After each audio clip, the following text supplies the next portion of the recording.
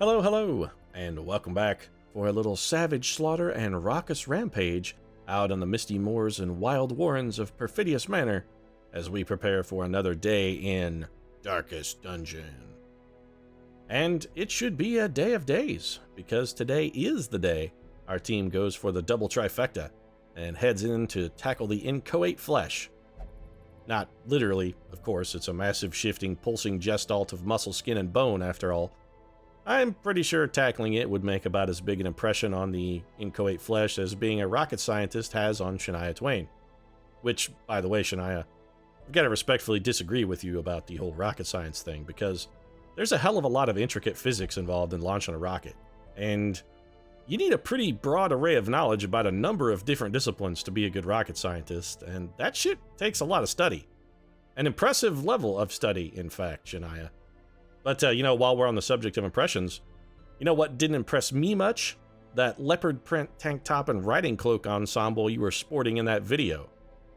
And the hat box really was just sort of uncalled for. I mean, who the hell owns a leopard print hat box?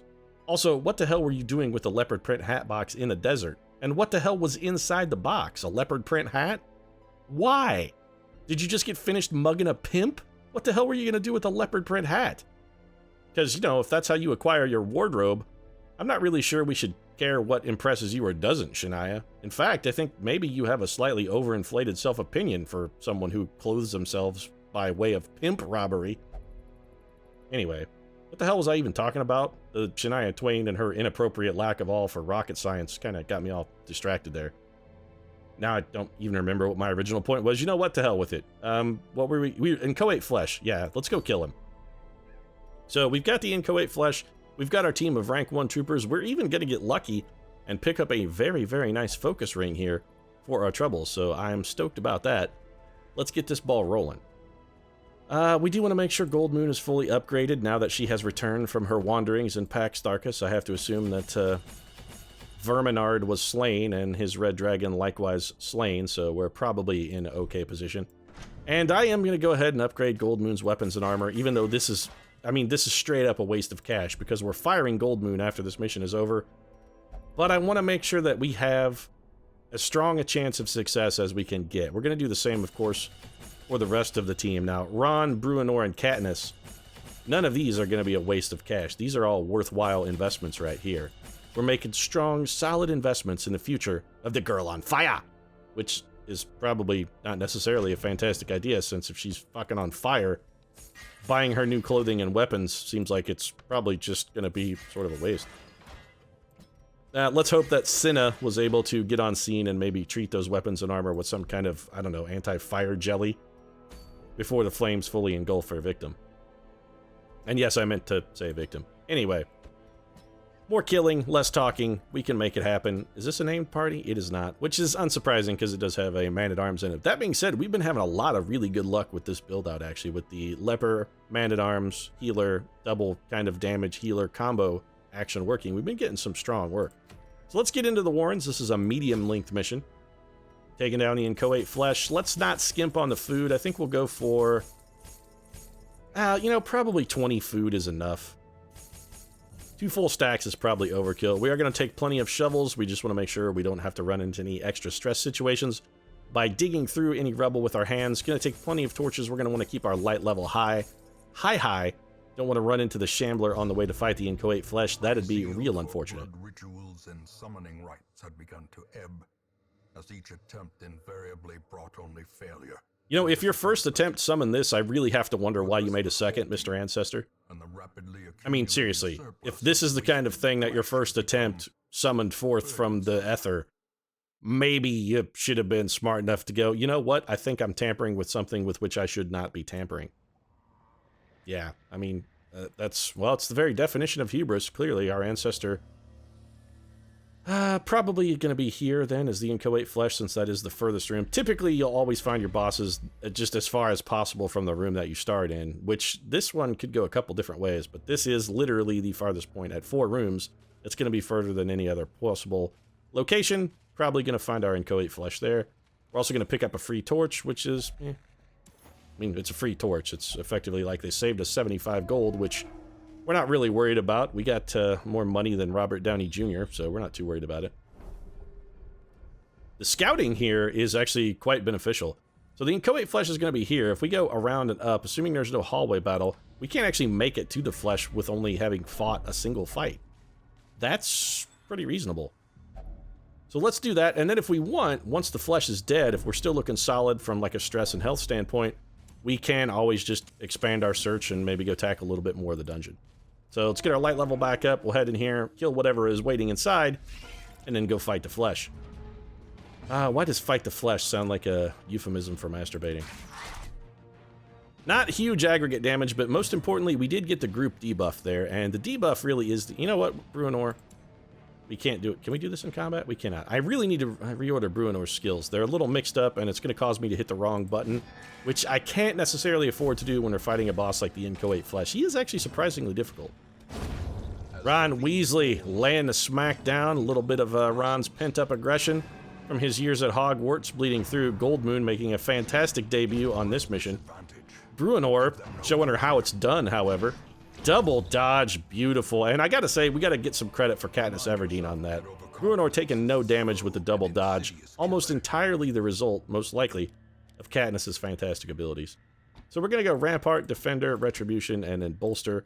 This way I don't accidentally hit the wrong button. I just want Retribution to be on the third button. I do try and sort of get my keys in a set layout, and if I mix them up, it causes me more trouble than it really should, because I'm a dumb, dumb man. Why is every interactable in this dungeon torches? Literally every curia we found has just been a stand with a torch on it. And purpose is made clear. This is the drawback to this party. We got, when it comes to traps, we don't have a whole lot of options here. Katniss, you're a 20. Probably looks like Bruenor, the dwarf, with his innate dwarven understanding of mechanics. Holy crap, Bruenor getting it done despite a terrible, terrible chance of success. He still pulls it down. Nicely done, Sir Dwarf. Telling you, they say dwarves are the most overpowered class in D&D, and I'm beginning to think maybe they're onto something. Running with a heavy load, I mean, that's an impressive ability. Am I right, Bruenor? Yeah. It's full movement even in plate mail. Trinkets and baubles. Those were not trinkets or baubles. That was a straight up full stack of gold, Mr. Narrator. That is neither a trinket nor a bauble. That's some considerable wealth, sir. Alright, so you know what? I think this time we'll actually avoid the suppression. Just go for the straight-on kill. Try and get this Acolyte dead. Well, we were hoping to get them dead before precisely that happened. But you know what? If one unit has to take stress here, since we're shit-cannon Goldmoon as soon as the mission is over, if we gotta pick somebody to take stress, Goldmoon is the person we would definitely want to pick in that situation. A little Retribution here, and that's gonna be probably it. Our only unit that's hurt is Goldmoon, and she's gonna, you know, kill this guy and heal herself at the same time. Beautifully done. So far, so good. This is going quite well. So too will resistance. Deeds we don't really need. We can just throw those on the floor. And when I say we don't really need them, I mean we don't need them at all. Do we camp? We could get some very nice buffs from camping. I don't want to camp with literally zero stress, though. That seems like a... let's just fight the flesh. You know what? I have confidence as this team, even without buffs, is going to get this done. They only got to burn through 100 hit points here. That's not a huge amount. Alright, so the inchoate flesh is going for the sanguine stroke. That means it's going to heal itself when it's not injured. It seems to always start the fight in this particular configuration. I'm not sure why. It always takes 2 moves to heal itself, even though it's uninjured. I don't get it, but I don't care, because it makes the fight considerably easier. This thing, with the 80% protection, really is kind of a problem. We're going to start beating on some its softer, jubbly bits here. Alright, so undulating invasion. I really don't like this attack. The blight is a bit of a problem. It also does pretty good damage. Honestly, I think revenge. Sure, we could get, you know what? We could get some cheap damage here, and then when it goes to a more defensive mode, we could revenge. Let's do that. That was going to prove to be the right move. So 33 damage on our enemy already. That's a strong, strong start. Gonna get a suppression off here. We'll just get some of these suppressed, and then what we'll do is try and mark one of these foes, and we'll switch over for Katniss Everdeen on her next turn. 8 damage and some healing for Goldmoon. We'll switch her over next turn and have her mark one of the particularly vulnerable chunks. Ah, Bruenor coming up with a stun. I was wondering why he didn't get a Retribution strike there, but it's fully because of the stun. So the inchoate flesh has shifted into head mode. We're going to do almost no damage with this swing. So now is the time for Ron Weasley to go ahead and take his revenge. Ron Weasley's Revenge. That should totally be a fucking J.K. Rowling short story. The Revenge of Ron Weasley. I'm not a huge Harry Potter fan, but if she wrote a short story called The Revenge of Ron Weasley, I would fucking buy that shit and I would read it. I really would. If ever a man needed revenge, Ron Weasley is that man. Another sanguine stroke there. A little bone zephyr coming at us. A nice dodge from Gold Moon. All right, so let's get a mark here, and I think we mark the pig head. Oh, actually, we don't want to mark the pig head because we can't shoot the pig head. Let's put a mark on our rearmost foe, and Bruenor is going to get out of his stun. Inchoate Flesh once again shifts. This is a very odd configuration. All right, so some undulating invasions coming our way. We may need to have Katniss Everdeen throw a bit of a heal here. Ron Weasley with some pretty unimpressive damage right there. These things are all remarkably resilient. Interesting. All right, another undulating invasion coming at Katniss Everdeen. I can't help but notice those undulating invasions are straight up ignoring Bruenor Battlehammer pretty much 100% of the time. 8 damage on a target that was marked. That is very unimpressive. 15 damage critical for the Flesh. Ron Weasley coming back, or rather Bruenor Battlehammer coming back with the riposte. And the enemy definitely got the better of Bruenor on that one. His strike back attacks there were not strong. So we've got to put a heal on Bruenor. Inchoate Flesh is shifting, and this is probably a death knell for the Inchoate Flesh. Ron Weasley could theoretically kill it with a single blow, which is good because Gold Moon is in a fucking world of hurt right here. So we're going to get a double sanguine stroke. There's nothing hopeful about a stroke, by the way, Darkest Dungeon. I think you may want to reconsider that name. Alright, so 5 damage from Bruenor. That's not fantastic, but it is better than his last performance. But really, it's got to be all on... Oh, I don't want to shoot this thing. It's going to have huge protection. We criticaled it and only got 8 damage. The stress relief is important, though. Alright, Gold Moon, you got to heal yourself because you're in a bad way. Actually, you know what we're going to do? Now, Gold Moon is not only going to heal herself, we're also going to use an anti-venom. We did find one on the trip in here, so there's no reason to not use that. Gold Moon picking up 6 healing, probably enough to keep her alive. And Ron Weasley with the KO. So, good day to you, Inchoate Flesh. Your day has been ruined, and we may camp right fucking here. Actually, what we're going to do is use that bandage on Bruenor. We're going to take that gold. We found 2 of these things. It's bad, but we can carry it. We can at least haul it out of the dungeon this way. And I think we should, if we're going to continue exploring, and honestly, I don't really see a whole lot of compelling reason to not. Let's just go ahead, camp, and we don't have a lot of stress. You know what? Let's not camp. Let's save it. Let's just tuck into a little bit of food here. And for our 2 units that are sort of banged up a little bit, we'll get them some food healing. And we will adventure until we get 1 more hunger prompt. And once we have a hunger prompt and have to eat the 4 remaining food we have left, then we'll consider throwing a camp and getting out of the dungeon. Until such a time, though, Ron Weasley, gonna have him a little celebratory moonshine barrel. Oh yeah, Ron's having a good time. He's living it up. He knows he's a champion. He knows he can't be stopped. He knows Harry Potter got the best of him in every situation, but god damn it, now it's Ron Weasley's time. It's time for Ron Weasley's revenge right here. We got a pretty good shot at winning this fight. These guys should not be much of a problem. Got a couple debuffs. We did miss the Drums of Debilitation. Fortunately, Ron Weasley dodged that stress attack. We don't really have to worry about it.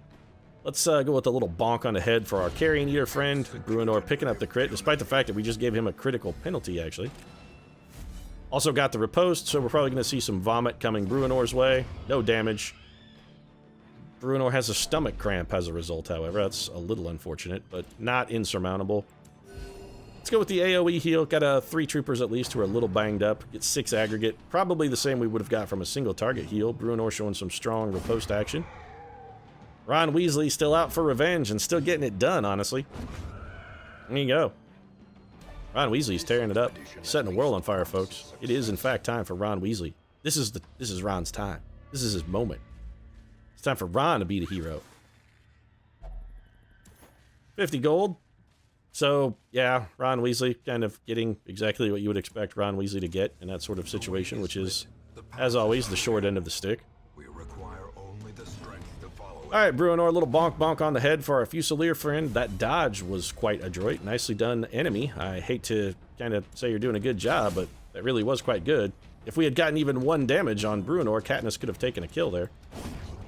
Ron Weasley definitely making up for it with 27 aggregate damage. We are still going to take a blanket fire, but that's going to kill the Fusilier with Bruenor's riposte. We can undo most of that with a nice little group heal to get us most of that health all the way back. 7 damage shank. Bruenor trades 8 back in return. And that's it. Team Bandit is done dealing. We know this room is safe. We also know this room is empty, so we're just going to head this way. Like I said, we're just basically going to wander around, taking what loot we can until we find a hunger prompt that forces us to camp, which is right there. Now, having found the hunger prompt, I am going to push my luck. Ooh, do we have? We do not. Let's see if we have another one. I'm going to push my luck very slightly. We just had a hunger prompt. We shouldn't get another one. I'm going to do 1 or 2 more rooms here. We could try and go for the full clear, but honestly, I think that probably would get us some hunger. We did that, of course, with Gold Moon, because if we're going to have anybody take stress or get negative quirks, ideally, we do want that person to be Gold Moon because, again, she's still fired. I'm sorry. You did a fine job on this mission, Gold Moon. I got nothing negative to say about your performance. You did a serviceable job, but you're still getting shit canned after the mission's over, because as much as I don't necessarily want to, we do have to get a Plague Doctor to Legendary rank at some point, which is going to require us to have a Plague Doctor on our roster. Sorry. A little bit of a Rampart there for Bruenor. Got the stun and the push. Rampart actually probably a skill I underuse. It is reasonably good. I maybe should have not used it, however, because that puts Ron Weasley in a terrible position where he actually can take no action. Yeah, that was probably a mistake, but that's okay. We're going to get a Retribution kill here. And worst case scenario, these guys both swing at Bruenor. He gets a little strike back attack, and then Ron Weasley finishes the job. 6 damage from Katniss Everdeen, which means our Carrion Eater friend is probably dead. Definitely dead. Gold Moon with the kill, and a little self-healing to boot. And that's it for our bone. Holy crap, Ron Weasley. Jeez, what's up your ass, buddy? Clearly, Hermione told him that she was only going to the prom with him because Harry asked Jenny, and she was waiting for Harry to ask her, and then he didn't, and Ron Weasley was her backup date. Sorry, Ron. Truth hurts, buddy. Truth hurts. Katniss Everdeen getting first action and taking a little blight damage as a result, but that's okay. We're going to go for the suppression here. Let's give these guys a nice little penalty. The 4 damage really is kind of the trivial part of that. Retribution's going to take out 1 Carrion Eater and set Bruenor up to take down some more action here as we roll along, and he gets attacked. Nice heal from Gold Moon, patching up our most injured trooper. Ron Weasley taking the double KO, and he is slaughtering with Berserker Abandon. And that's it. Wow, Ron Weasley taking out 3 out of 4 enemies. I'm telling you, he can't be stopped. He won't be stopped. Ron Weasley. He's like Daredevil. He's a man with no fear. Mostly because he knows he's got nothing to lose, unlike Daredevil, who actually has something to lose. Arguably, Ron Weasley also has superpowers, much like Daredevil. I mean, he can do fucking magic. Literal magic. Can Ron Weasley, so he's got that going for him. Would be an interesting who would win, Ron Weasley or Daredevil? Who takes who in a fight? I mean, sure, Daredevil's a badass, but, you know, he's just a blind guy. Ron Weasley could fucking do magic. And also, Ron Weasley knows how to take a beating. That's the one thing we know about Ron Weasley. I mean, sure, Daredevil could come out and start throwing the punches and the kicks and the whatnot, but Ron Weasley, this is a guy who knows how to endure shit. I mean, he can take a beating. Ron Weasley knows how to take a lick or two. Let's throw this bandage on the floor. I don't anticipate needing that. We'll probably continue on to this room, and then I think we've maybe pushed our luck just enough. This is largely irrelevant. Yeah, stress, it barely matters. We could have gotten a quirk for Gold Moon that we weren't going to keep anyway. It hardly matters. And now I'm going to be a greedy pig, and we're going to wind up taking a you don't have enough food prompt. You know what? Actually, it doesn't really matter. We do have enough food. We can eat a hunger prompt and then just not feast.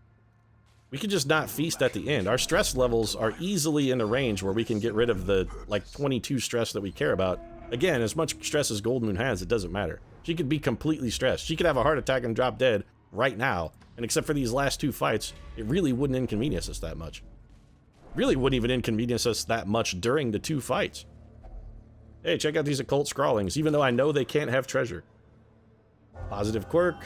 What did you pick up? You're a lurker. Yeah, you know where you're going to be lurking soon, Gold Moon? The fucking unemployment office, that's where. There's nothing funny about losing your job. Alright then, so let's, a little bit of a smack here. Cultist Brawler Bruenor getting a little beat down. Stressful incantation. Well, you picked the right target, sir. Or ma'am. Sorry, I keep forgetting that the cultist acolytes are ladies. I mean, they very clearly have breasts. Which I guess doesn't necessarily mean that they're ladies, just means that they have breasts. I'm making an inference there. presence of boobs typically also indicates the presence of a female gender, but not always. Just, I'm going with the law of averages on this one. And it hardly matters, because Ron Weasley just cut them all in half. So, what used to be a nice set of breasts anyway are completely irrelevant now. Having been utterly annihilated by Ron Weasley and his thirst for blood, we probably should have used the torch here. And by probably, I mean we definitely should have used the torch and didn't. But since we're fighting in the dark, let's fight in the dark. This is literally our last room. We can go no further here. This is all she wrote, folks. Let's do a group heal. Let's hope any stress attacks get directed at Gold Moon. If their stress attacks are a-coming, let's hope they're a-coming at Gold Moon. Ron? Nicely done, sir. Man, Ron Weasley is holding it down. And you know what? I'd take a moment here to talk not just about Ron Weasley, who's a rogue badass, but lepers in general. Since the most recent patch, lepers really are quite good. They were kind of subpar before the patch, but since they got rid of that innate accuracy bonus that actually allows a leper to hit something on occasion, now that they can connect with some of their attacks, they are remarkably strong additions to your party. They're not quite as durable as the Crusader, but with their, 2 melee attack target here, they really do considerably more damage than a Crusader. Consider, for your next party, a leper, because they really have a lot to offer, folks. They really do. Much like Ron Weasley himself. I mean, he had more to offer than he got credit for. We're going to throw this key on the floor, because we don't need it. Sacrificial Stone. I always forget what goes on this, so you know what? It's going to be a Gold Moon. This is a literal sacrifice here for Gold Moon. She's never coming back, so it gives a great insight into these Warrens. She's a Warren scrounger. Well, I was hoping that we could sacrifice her life and maybe, I don't know, make a pact with a dark entity, much like our ancestor did, but clearly, no such luck. So what do we got to do? Our main goal here is to get rid of this 25 stress on Katniss Everdeen. How can we do that?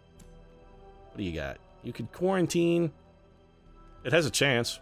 It gives him 20 HP damage. We don't really care about his HP damage. That got rid of almost all of our stress, so we're down to 5. Bloody Shroud is not useful. We could do a pep talk. None of that is useful. Sanctuary is also not useful. I suppose we can chant Katniss. That got us 5 stress relief, leaving Katniss 5. And Katniss can't really do anything else, so we'll have a restring a crossbow. I mean, it's always good to prepare for your next mission, and then we're just going to get the hell out of here. So there we go. Picked up a focus ring, which is a fantastic trinket. Actually, one of my favorite trinkets in the ancestral category. It's a very, very strong item. Very good. We also picked up a truckload of gold, 16,000. Not that we're overly concerned about gold. Some trivial number of heirlooms as well. And yeah, that's Ron Weasley making Resolve rank 3. That's a bit of a tough one. He is a Ruins adventure. I'm a little nonplussed that Katniss and Bruenor did not likewise make Resolve rank 3. Katniss picking up Tough, which I think is fully appropriate. Gold Moon, Slayer of Eldritch, which is good, but it hardly matters because she's getting shit canned. So let's go see if old Susan McAllister was lurking around and waiting to be rehired, or if she's toddled off. Fagin swore off drink liquor after a particularly bad night of drinking. Pardon me, Darkest Dungeon, but I think maybe you need to revisit your Oliver Twist. Fagin definitely was not swearing off drinking. Florence Nightingale picking up a little prayer, recovered 86 stress. Jack no longer has a guilty conscience. Madeline no longer has a blutomania, and Randolph Carter no longer tempted by the dark arts because clearly he has fully manifested himself as the outsider. He is Nyarlathotep, I think. I can't remember. Randolph Carter is potentially one of the dark gods from the Lovecraft thing. I don't remember which one. Remove demon. Resolution just means you won't drink. Let's get rid of demonomania. And we are slowly weeding away, except for God-fearing. God-fearing, you stay. I kill you last. No, I don't care about known cheat, actually. Sitiomania. Obsessed with food. Yeah, that's probably more problematic than Unquiet Mind. I don't care that you won't meditate. Candy Jade has a love interest, which is actually... She only goes to the... I don't care. If she only goes to the brothel, that's fine. We'll just send her to the brothel. We don't really give a shit. So there's our quirk removal taken care of. Stress relief we're not really concerned about.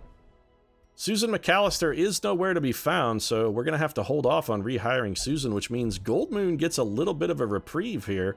We'll keep her on the roster until Susan is back. Clearly, Susan taking a little extended unemployment-funded vacation.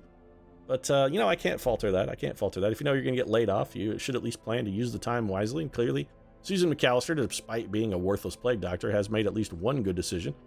So we'll keep Gold Moon around for the nonce. I don't think we're going to worry about Gold Moon stress, however, because like I said, even if she drops dead, we don't really give a shit. We don't have enough crests yet to upgrade our survivalist. Can we do anything in a nomad wagon? We only have a few things yet that still require upgrades. We can, actually. Let's reduce that trinket cost then the whole way. And that leaves us just 3 upgrades here and a single upgrade for the survivalist until our hamlet is fully upgraded. That'll be a nice little ancillary benefit for us. But everything taken care of, I'm going to go ahead and wrap things up. If you enjoyed the episode, feel free to drop a like down in the comments section. Your support really does mean a lot to us. And if you'd like to see more Darkest Dungeon, consider subscribing as well. Of course, we post new episodes 3 times a week, every Monday, Wednesday, and Friday. Right now, however, thanks very much for watching. We'll see you again soon.